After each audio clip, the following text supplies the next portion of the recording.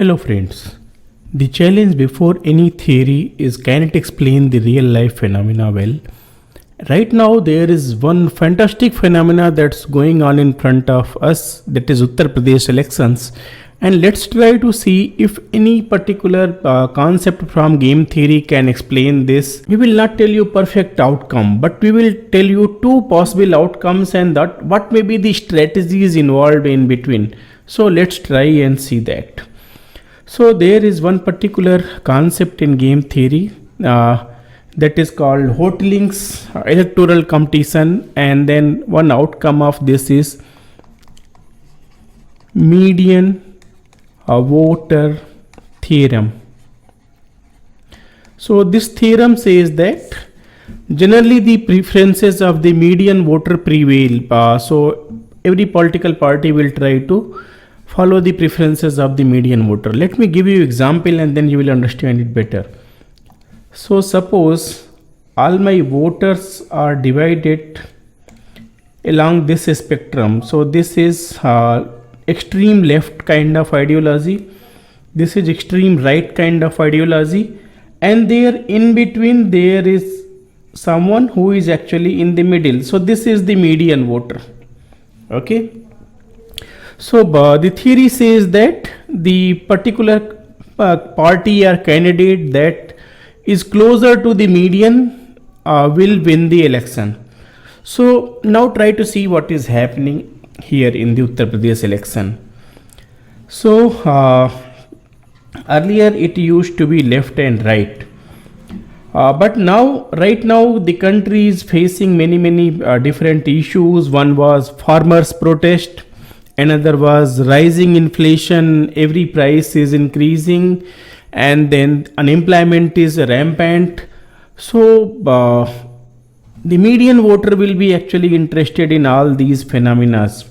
Okay, so how should actually the political party tackle this? So what actually parties did, they identified that what is the proportion, what is one particular dimension along which I can polarize my voters so that my median shifts in my favor itself. Now this sounds weird, so please keep on watching. So generally what are the issues or what are the dimensions on which the political parties realize or anticipate that how much vote they can get? So it's religion, caste, and then if everything is lost, then issues. So now what was happening that in the ruling party generally gets some vote from religious minority and majority of the vote from the religious majority. So religious minority is about 20%. Now remaining this what was happening in this remaining 80% was that it was getting fractionalized before the elections because of different actual or perceived biases of the ruling party. So of all the major voting proportions, the ruling party was afraid of losing others. So it was not sure of getting vote of this 20%. It could get some, let's say 10% it could get, but then remaining 80%, a major proportion was not going to vote for possibly for the ruling party.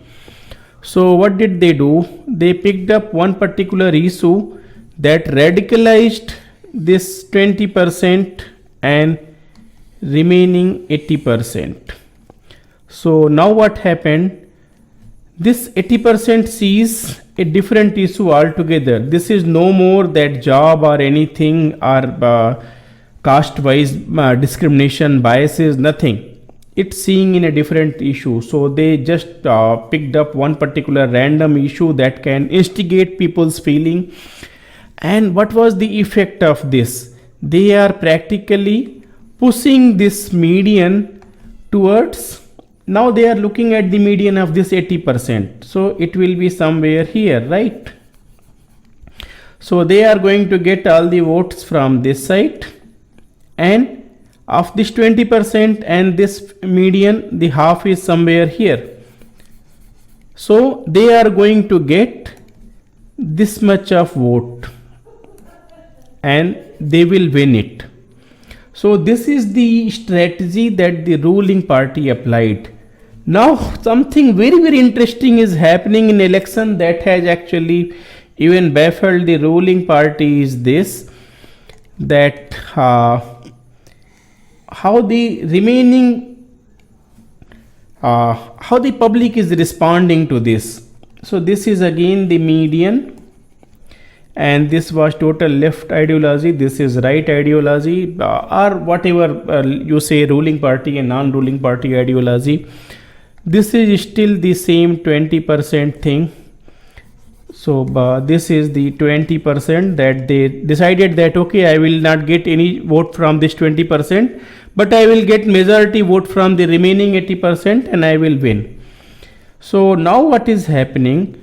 The opposition party, they are actually taking the real issues after a long time. They are talking about unemployment, they are talking about inflation, they are talking about formulas, and they are talking about plight of people in general.